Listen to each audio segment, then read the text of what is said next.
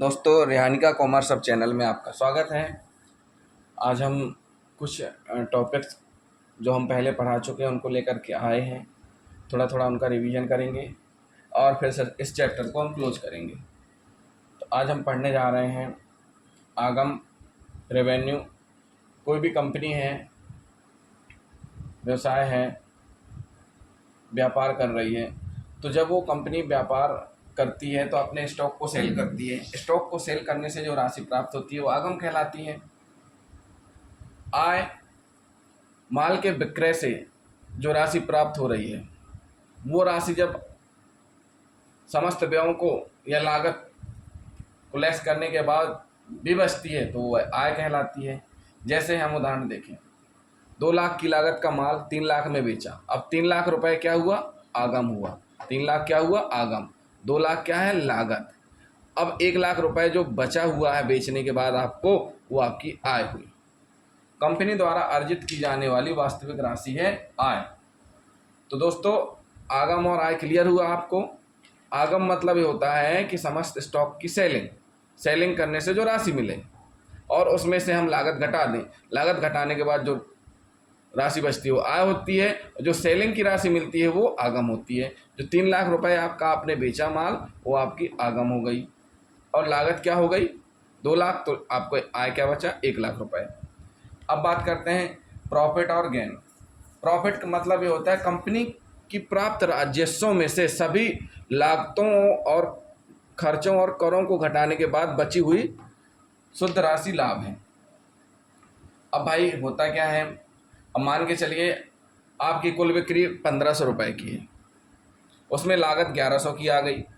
अब आपके पास 400 रुपये सकल लाभ बचा है। अभी ये नेट लाभ नहीं है, सकल लाभ मतलब ये आपके पास एक हिसाब से आगे इतना शेष बचा हो। इसमें भी कुछ अभी रेंट जाएंगे। जैसे अंदर जो भी ऑनर है या जो भी सीईओ है, उसने अपना वेतन 120 रुपये ले लिया। जिस जगह पर आपका ऑफिस चल रहा है, व्यापार चल रहा है, या जो भी संचालित हो रहा है आपका बिजनेस, उसका किराया 80 रुपये है। तो टोटल खर्चा क्या हो गया?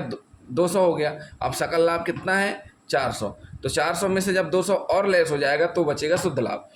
दोस्तों, अभी सकल लाभ और शुद्ध लाभ की डिटेल में हम आगे पढ़ेंगे। बस आप इतना समझ लीजिए कि कंपनी की प्राप्त राजस्व, यानी कंपनी को जितने भी रुपए सेलिंग से प्राप्त होते हैं उनमें से सभी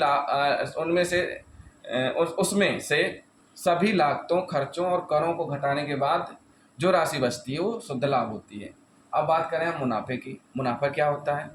देखिए, व्यापार में जो स्टॉक है, अभी तक ये इसमें भी मतलब आगम में भी, आय में भी और लाभ में भी स्टॉक सेलिंग कर रहे थे। उससे राजस्व प्राप्त हो रहा था, यानी रुपए प्राप्त हो रहे थे, राशि प्राप्त हो रही थी, तो उसमें से ही हम प्राप्त कर रहे थे। लेकिन मुनाफे में थोड़ा उल्टा है। व्यापार में स्टॉक के अतिरिक्त संपत्ति के विक्रय से प्राप्त होती है। अब देखिए, संपत्ति के विक्रय से कैसे क्या होता है? देखिए, एक व्यापारी होता है, एक कंपनी होती है, अपना व्यापार करते करते बहुत सी संपत्तियां हैं या जो भी मशीनरी वगैरह हैं उनकी लागत वसूल कर लेती हैं।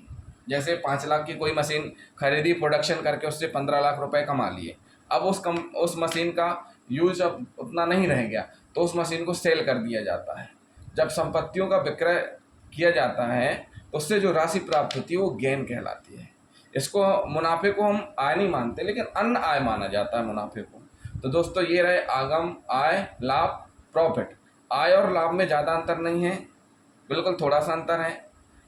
जब हम सकल लाभ और शुद्ध लाभ के बारे में आगे पढ़ेंगे तो आपको और अच्छे से समझ में आएगा। अभी बस आप इतना समझ लीजिए जो हमने आपको समझाया है। अब बात करते हैं दिवालिया। ये सबसे बड़ी बात है। इसकी प्रोसीडिंग बहुत लंबी होती है। इसमें बहुत से लोग झूठ भी बोलते हैं।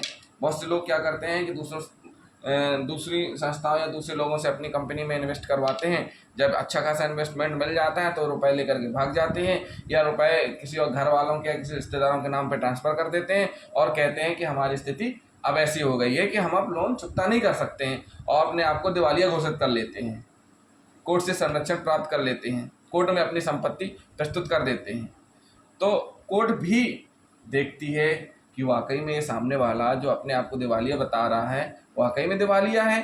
दिवालिया मतलब ऐसी ऐसी फर्म, कंपनी, संस्था जो व्यक्ति के ऋणों का भुगतान नहीं कर पा रही, यानी कि उसके पास 500 रुपये भी नहीं है कि वो भुगतान कर पाए। तो कोर्ट उनमें उस फर्म को देखती है जिसने दिवालिया घोषित किया है, चेक करती है, देखती है कि कहीं ये झूठ तो नहीं बोल रहा है। अगर वाकई में वो दिवालिया या सही है कि उसका व्यापार घाटे में चल रहा है, भुगतान नहीं कर सकता है, तो फिर न्यायालय वो अपने संरक्षण में ले लेता है और उस फर्म की, उस कंपनी की सभी संपत्तियों का विक्रय करके जो भी उसमें इन्वेस्टर हैं, जिन जिन लोगों ने रुपए कंपनी को दिए हैं, जिन जिन बैंकों ने, प्राइवेट संस्थाओं ने, व्यक्तियों ने, जिन जिन लोगों ने अपने रुपए कंपनी में लगाए थे, उन सभी का भुगतान उन संपत्तियों का बेचकर किया जाता है। उसके बावजूद भी अगर कोई राशि बच जाती है तो उसका भुगतान सरकार द्वारा कोर्ट के आदेश से किया जाता है। मतलब सीधी सी बात है, अगर आपने 1 लाख रुपए लगाए और संपत्ति बेच करके आपको 80,000 रुपये मिल गए, लेकिन 20,000 फिर नहीं मिले, तो कोर्ट आदेश करेगी सरकार को कि कुछ हिस्सा केंद्र सरकार दे, कुछ हिस्सा राज्य सरकार दे, ताकि जिसने भी अपनी कमाई इस कंपनी में लगाई है उसको वापस मिल पाए। तो ये हुआ दिवालिया। दोस्तों, आपको हमारा आज का वीडियो कैसा लगा? अगर हमारा वीडियो पसंद आया हो तो वीडियो को लाइक करें, शेयर करें और हमारे चैनल को सब्सक्राइब करें। Thank you.